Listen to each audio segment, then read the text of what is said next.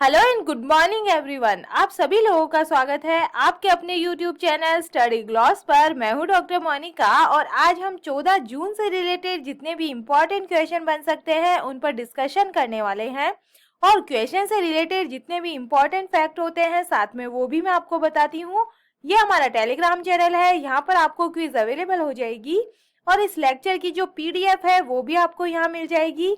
ये आपके लिए आज का मोटिवेशनल कोट है, बदल जाओ वक्त के साथ या फिर वक्त बदलना सीखो, मजबूरियों को मत कोसो, हर हाल में चलना सीखो। तो इसी मोटिवेशनल कोट के साथ में हम स्टार्ट करते हैं आज का सेशन। फर्स्ट क्वेश्चन है, Who has been appointed as the new Lokpal of Mahatma Gandhi National Rural Employment Guarantee Scheme? Mahatma Gandhi राष्ट्रीय ग्रामीण रोजगार जो गारंटी योजना है, इसके नए लोकपाल के रूप में किसे नियुक्त किया गया है? तो इसका करेक्ट आंसर होगा NJ ओझा को अपॉइंट किया गया है। बी इसका करेक्ट आंसर है। डिटेल से हम इसके बारे में बात करें तो NJ ओझा को जो Mahatma Gandhi national rural employment guarantee scheme है, इसके लिए 2 साल के लिए जो लोकपाल की पोस्ट है इस पर अपॉइंट इन्हें किया गया है। और लोकपाल के हम बारे में बात करें तो एक लोकपाल के पास मनरेगा जो वर्कर्स है इनकी जो कंप्लेंट्स है इसे रिसीव करने की पावर इनके पास होती है। और जो भी कंप्लेंट रिसीव हुई है इसको जो 30 डेज है इसके अंडर में इनको सॉल्यूशन इनको करना पड़ता है और मौके पर इन्वेस्टिगेशन करने के लिए जो डायरेक्शन है ये इशू कर सकते हैं लोकपाल। और मजदूरी के अंदर जो भी डिले पेमेंट है इनके बारे में जो भी इन्वेस्टिगेशन है, जो भी इनसे रिलेटेड जो इशू है उसको सॉल्व करने का जो अधिकार होता है ये लोकपाल के अंदर होता है, जो मनरेगा लोकपाल होता है। और कंप्लेंट से रिलेटेड जो भी होता है, जो भी इश्यूज होते हैं उनके लिए ये सुमोटो जो कार्रवाई है ये भी स्टार्ट कर सकते हैं। जो नेशनल रूरल एम्प्लॉयमेंट गारंटी जो अधिनियम है 2005 ये नरेगा के नाम से जाना जाता है, जिसे बाद में 2009 में महात्मा गांधी राष्ट्रीय ग्रामीण रोजगार गारंटी अधिनियम मतलब मनरेगा के रूप में इसे चेंज कर दिया गया। और एक इंडियन लेबर लॉ और जो सोशल सोसाइटी मेजर्स है इसका उद्देश्य है काम के मतलब राइट टू वर्क की गारंटी देना इसका उद्देश्य है। और इसके जो न्यू लोकपाल है ये बन गए हैं NJ ओझा। चलिए टॉप 5 नेशनल अपॉइंटमेंट्स को हम रिवाइज करें। New director of national council of educational research and training जो NCERT के जो न्यू डायरेक्टर है ये बन गए हैं Dinesh Prasad Saklani. Who has become the new chairman of University Grants Commission UGC के जो नए चेयरमैन है ये बने हैं M Jagdish Kumar. The new chairman of insolvency and bankruptcy board of India तो ये बने हैं Ravi Mittal. India's new controller general of accounts additional charge किसको मिला है? तो ये बनी है Sonali Singh. New director of defence research and development laboratory of DRDO तो ये बने हैं Srinivas Murthy. Second number question है, where has prime minister Narendra Modi inaugurated the headquarters of the Indian national centre for space promotion and authorisation? प्रधानमंत्री नरेंद्र मोदी ने भारतीय राष्ट्रीय अंतरिक्ष संवर्धन एवं प्राधिकरण केंद्र के मुख्यालय का जो उद्घाटन है ये कहाँ पर किया है? तो इसका जो हेडक्वार्टर का जो उद्घाटन है ये किया गया है अहमदाबाद गुजरात के अंदर। डिटेल से हम बात करें तो Indian national centre for space promotion and authorisation की जो स्थापना है ये अहमदाबाद में प्रधानमंत्री नरेंद्र मोदी जी के द्वारा की गई है। और इस ओकेजन पर PM मोदी ने कहा है कि इन स्पेस भारत के यूथ को, भारत के बेस्ट माइंड को अपना टैलेंट दिखाने का इसके अंदर मौका देगा, चाहे वो सरकार में काम कर रहे हो या प्राइवेट सेक्टर के अंदर काम कर रहे हो। और इन स्पेस सभी के लिए बेहतरीन अवसर ये बनाने वाला है। जो नवसारी के अंदर PM मोदी ने AM Naik health care complex और निराली मल्टी स्पेशलिटी जो हॉस्पिटल है इसका इनॉग्रेशन इन्होंने किया है। और इन्होंने पिछले 8 सालों के अंदर देश की हेल्थ सिस्टम इम्प्रूव करने के लिए एक समग्र दृष्टिकोण पर इन्होंने जोर दिया है। और इन्होंने ट्रीटमेंट फैसिलिटी को मॉडर्नाइज के साथ साथ बेटर डाइट और हेल्थी लाइफस्टाइल और हेल्थ प्रिवेंशन जैसे जो टॉपिक्स है इस पर जोर देने का इन्होंने इसके अंदर प्रयास किया है। गुजरात की हम बात करें, the global Patidar Business Conference has been inaugurated in Surat. India's first community radio station जिसका नाम है दूधवानी, इसका इनोग्रेशन गुजरात के अंदर किया गया है। Prime minister Modi laid the foundation stone of WHO global centre for traditional medicine in Jamnagar. जो WHO का ग्लोबल सेंटर है ट्रेडिशनल मेडिसिन के लिए, ये जामनगर के अंदर इसका जो नींव है ये रखी गई है प्रधानमंत्री नरेंद्र मोदी जी के द्वारा। Prime Minister Modi has unveiled a 108 feet tall statue of Hanuman ji in Morbi, Gujarat के अंदर इसका अनावरण इन्होंने किया है। The Seema Darshan project was inaugurated at Nadabet on the Indo-Pak border in Banaskantha district of Gujarat. Gujarat top the NITI Aayog state energy climate index के अंदर ये टॉप पे रहा है। President Ramnath Kovind inaugurated the Madhavpur Ghed fair in Porbandar, Gujarat के अंदर इसका इनोग्रेशन किया गया है। थर्ड नंबर क्वेश्चन है, who has started YSR Yatra Seva Yojana to provide agriculture machinery to the farmers at affordable price.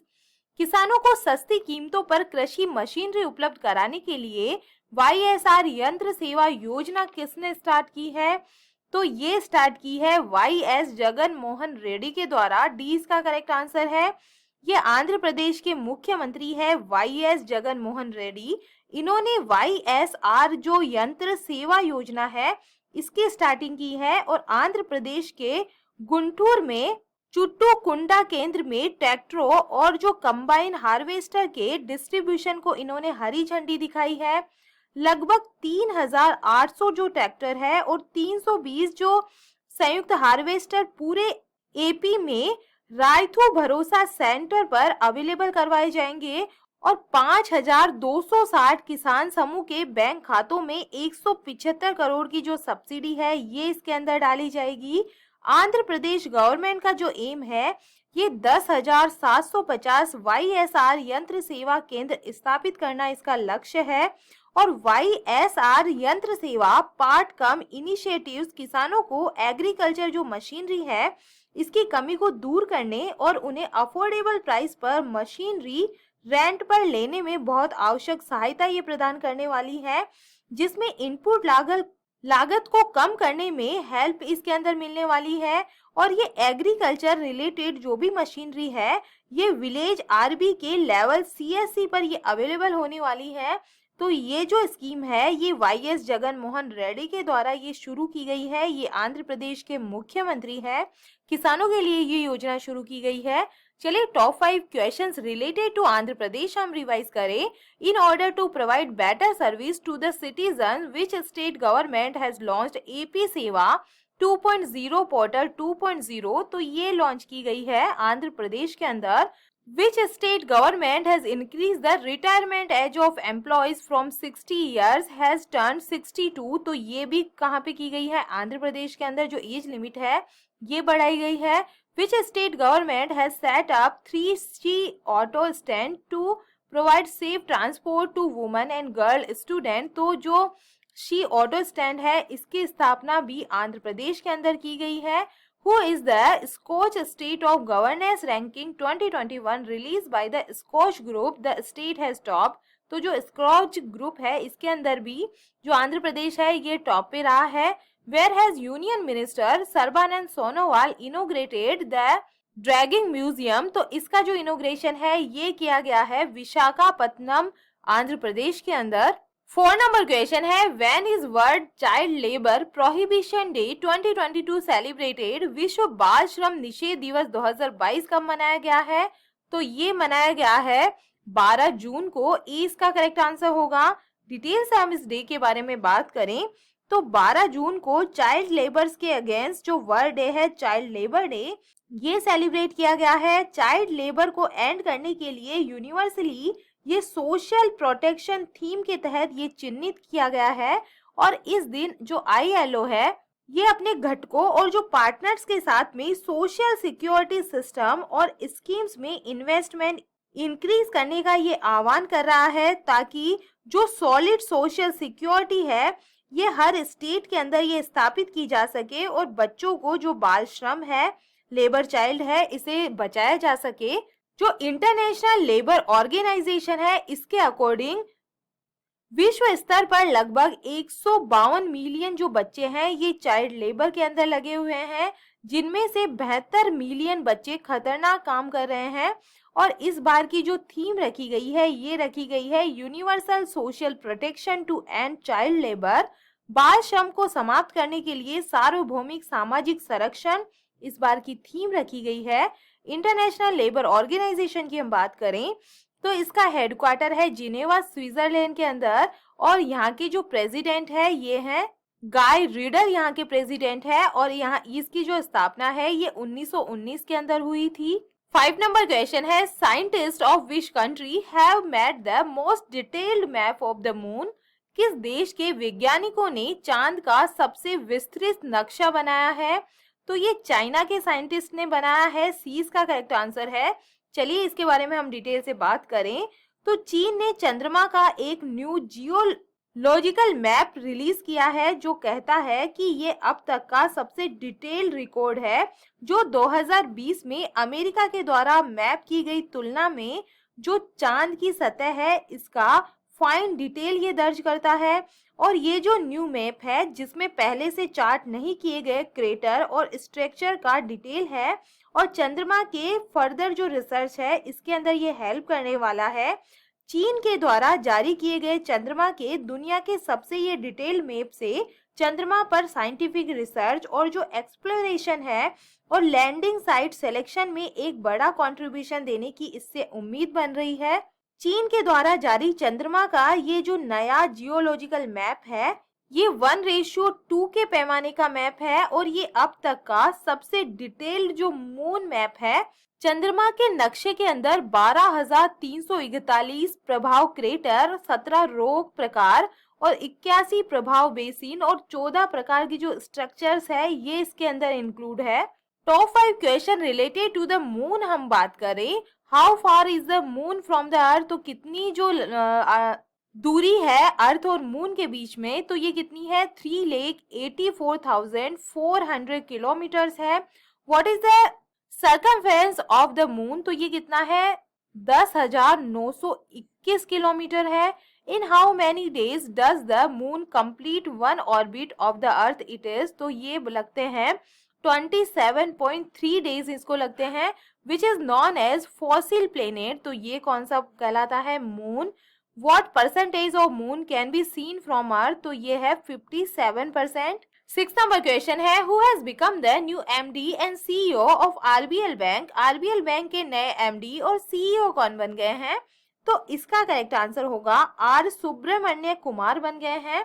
सी इसका करेक्ट आंसर है। डिटेल से बात करें तो जो भारतीय रिजर्व बैंक है आरबीआई ने आर सुब्रमण्यम कुमार को आरबीएल बैंक के एमडी एंड सीईओ के रूप में इन्हें अपॉइंट किया है, और उन्हें ये जो कार्यभार संभालने की तारीख से 3 साल के लिए आरबीएल के इस पोस्ट पर इनको अपॉइंट किया गया है। और ये सरकारी इंडियन ओवरसीज बैंक के फॉर्मर एमडी एंड सीईओ भी ये रह चुके हैं। सुब्रमण्यम कुमार की जो अपॉइंटमेंट है ये आरबीएल बैंक के लॉन्ग टर्म एमडी और सीईओ विश्ववीर आहूजा के दिसंबर 2021 में अपनी जो पोस्ट है इसके छोड़ने के लगभग 6 महीने के बाद में हुई है। आरबीएल बैंक की बात करें तो इसकी स्थापना हुई थी 1943 के अंदर। इसका हेडक्वार्टर मुंबई महाराष्ट्र के अंदर है। टैगलाइन ऑफ आरबीएल बैंक है अपनों का बैंक। चलिए टॉप 5 एमडी एंड सीईओ को हम रिवाइज करें। New MD and CEO of national asset reconstruction company limited, तो ये बने हैं Natarajan Sundar. MD and CEO of technology company Infosys, तो ये है Salil Parekh. New MD and CEO of infrastructure firm Tata project, तो ये बने हैं Vinayak Pai. New MD and CEO of airline air India, तो ये है Campbell Wilson. New MD and CEO of country's largest car maker company Maruti Suzuki India, तो ये बने हैं हिसाशी टेकुची। 7 नंबर क्वेश्चन है, Ecuador, Japan, Malta, Mozambique and which country has been elected as a non-permanent member of the UNSC? Ecuador, Japan, Malta, Mozambique और किस देश को UNSC के गैर स्थायी सदस्य के रूप में चुना गया है? तो ये चुना गया है स्विट्जरलैंड को, 20 का करेक्ट आंसर है। डिटेल से हम इसके बारे में बात करें तो इक्वाडोर, जापान, माल्टा, मोजाम्बिक और स्विट्जरलैंड को जो यूएन सिक्योरिटी काउंसिल है इसके लिए 2023 और 24 के कार्यकाल के लिए नॉन परमानेंट मेंबर्स के रूप में इन्हें चुना गया है। और ये देश 1 जनवरी 2023 से भारत, आयरलैंड, केन्या, मैक्सिको और नॉर्वे की जगह लेंगे।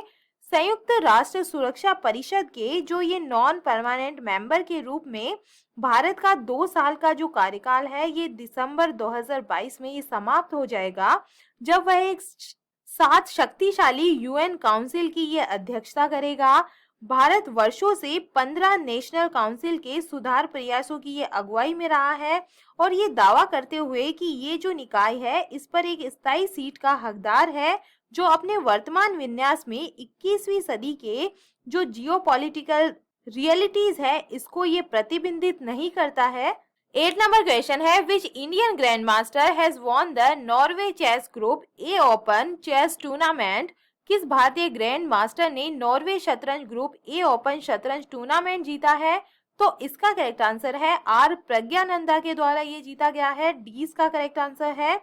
जो यंग भारतीय ग्रैंड मास्टर है आर प्रज्ञानंद, नॉर्वे शतरंज ग्रुप ए ओपन शतरंज टूर्नामेंट के अंदर 9 राउंड में 7.5 पॉइंट के साथ में ये विनर रहे हैं और इन्होंने अपने साथी भारतीय वी प्रणीत और एक इंटरनेशनल मास्टर पर जीत के साथ में इस टूर्नामेंट को समाप्त किया है।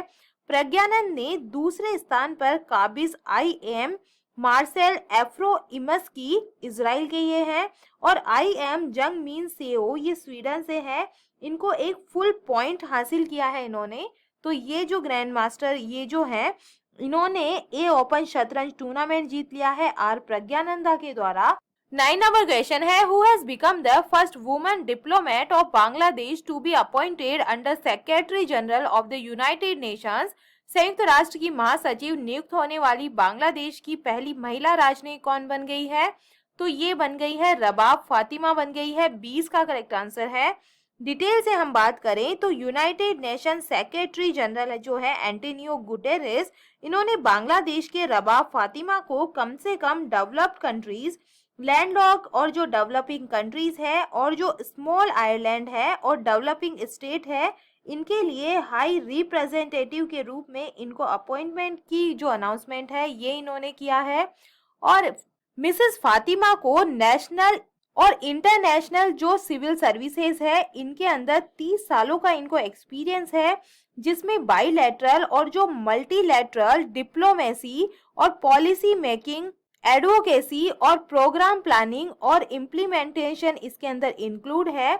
चलिए appointment of top 5 famous women's को हम रिवाइज करें तो इंटरनेशनल ओलंपिक कमिटी की जो नई प्रेसिडेंट है ये बनी है Emma Terho. New president of international boxing association athlete committee तो ये बनी है Lovlina Borgohain. US supreme court the first black women जज तो ये बनी है Ketanji Brown Jackson. The first women chairman and managing director of oil and natural gas corporation ONGC की जो नई चेयरमैन है ये बनी है Alka Mittal. Who has become the new MD and CEO of union bank of India तो ये बनी है ए मनी मेखलाई। 10 नंबर क्वेश्चन है, what is the rank of India in the global sustainable development report 2022? वैश्विक सतत विकास रिपोर्ट 2022 में भारत किस स्थान पे रहा है? तो भारत इसके अंदर इस बार रहा है 121वीं पोजीशन भारत की रही है। डिटेल से हम बात करें तो इस रिपोर्ट के अंदर 163 देशों में भारत का जो स्थान है ये 121वें पोजीशन पे रहा है और इस साल 2020 में जो भारत है इसकी 117वीं पोजीशन पे था। 2021 के अंदर ये 120वीं पोजीशन पे था और ये जो है सस्टेनेबल डेवलपमेंट गोल्स इसको ये अचीव करने की दिशा के अंदर ये जो देश है इसकी प्रकृति का ये एक ग्लोबल असेसमेंट होता है और ये सतत विकास समाधान नेटवर्क SDSN में स्वतंत्र विशेषज्ञों के एक समूह के द्वारा ये प्रकाशित की गई है। सतत विकास के क्षेत्र में जो प्रैक्टिकल प्रॉब्लम के जो सॉल्यूशन है इसको बढ़ावा देने और सतत विकास लक्ष्यों को लागू करने के लिए वैश्विक स्तर पर वैज्ञानिक और तकनीकी विशेषज्ञता जुटाने के लिए SDSN द्वारा इसे 2012 के अंदर स्टार्ट किया गया था। The top 3 countries in the report की हम बात करें तो फर्स्ट पोजीशन के अंदर यहाँ रहा है फिनलैंड, रहा है सेकंड पे रहा है डेनमार्क और थर्ड पोजीशन पे है स्वीडन। रिपोर्ट इश्यूअर कौन है तो ये sustainable development solution network New York USA के द्वारा जो रिपोर्ट है ये जारी की गई है। चलिए कल के जो MCQ है उन्हें जल्दी से हम रिवाइज कर लेते हैं। फर्स्ट क्वेश्चन है, जानवरों के लिए एनकोवैक्स नामक भारत की जो पहली कोरोना वैक्सीन लॉन्च की गई है, इस वैक्सीन को किस इंस्टीट्यूट के द्वारा डेवलप किया गया है? तो इसका करेक्ट आंसर है national equine research centre Hisar के द्वारा ये डेवलप किया गया है। ए इसका करेक्ट आंसर है। सेकेंड नंबर क्वेश्चन है, संयुक्त राष्ट्र व्यापार और विकास सम्मेलन के द्वारा जारी विश्व निवेश रिपोर्ट के अनुसार वर्ष 2021 में भारत किस स्थान पे रहा है? तो भारत इसके अंदर 7th पोजीशन पे रहा है। 20 का करेक्ट आंसर है। थर्ड नंबर क्वेश्चन है, ड्रोन नीति को मंजूरी देने वाला भारत का पहला राज्य कौन सा बन गया है? तो ये बन गया है हिमाचल प्रदेश। डी इसका करेक्ट आंसर होगा। फोर्थ नंबर क्वेश्चन है, सूफी महोत्सव 2022 कहां पर स्टार्ट हुआ है? तो जो सूफी महोत्सव है ये जम्मू एंड कश्मीर के अंदर स्टार्ट हुआ है। डी इसका करेक्ट आंसर है। 5 नंबर क्वेश्चन है, भारत ब्रिटेन सांस्कृतिक platform India UK together culture season के नए एम्बेसडर कौन बन गए हैं? तो ये बन गए हैं AR रहमान। सी इसका करेक्ट आंसर होगा। 6 नंबर क्वेश्चन है, international institute of sports management ने business of sports the winning formula for success नामक स्पोर्ट्स मार्केटिंग पर भारत की पहली पुस्तक को लॉन्च किया है और इस बुक को लिखा किसने है? तो इसका करेक्ट आंसर होगा विनीत कर्णिक के द्वारा ही लिखी गई है। 20 का करेक्ट आंसर है। 7 नंबर क्वेश्चन है, प्रसार भारती के नई CEO कौन बन गए हैं? तो इसका करेक्ट आंसर होगा मयंक कुमार अग्रवाल बन गए हैं। ए इसका करेक्ट आंसर है। 8 नंबर क्वेश्चन है, किस राज्य के मुख्यमंत्री ने 44वें शतरंज ओलंपियाड के लोगो और शुभंकर का अनावरण इन्होंने किया है? तो ये किया है तमिलनाडु ने। 20 का करेक्ट आंसर होगा। 9 नंबर क्वेश्चन है, यूरोपीय संसद में कब तक नई पेट्रोल और डीजल कारों को बिक्री पर प्रतिबंध लगाने के लिए मतदान किया गया है? तो ये मतदान क्या है 2035 तक जो प्रतिबंध है ये लगाया जाएगा। सी इसका करेक्ट आंसर है। 10 नंबर क्वेश्चन है, तंबाकू नियंत्रण के प्रयास के लिए किसे सम्मानित किया गया है? तो ये PGI चंडीगढ़ को सम्मानित किया गया है। सी इसका करेक्ट आंसर होगा। और ये था आप लोगों के लिए कल का स्टडी ग्लॉस क्वेश्चन। आपदा में फंसे लोगों को रेस्क्यू करने के लिए ड्रोन फोर्स बनाने वाला भारत का पहला राज्य कौन सा बन गया है? तो इसका करेक्ट आंसर होगा उत्तराखंड बन गया है। 20 का करेक्ट आंसर है। और ये है आप लोगों के लिए आज का स्टडी ग्लॉस क्वेश्चन। भारत के नए मुख्य चुनाव आयुक्त कौन बन गए हैं? न्यू चीफ इलेक्शन कमिश्नर कौन बने हैं? तो इसका आंसर आप मुझे कमेंट सेक्शन में दीजिएगा।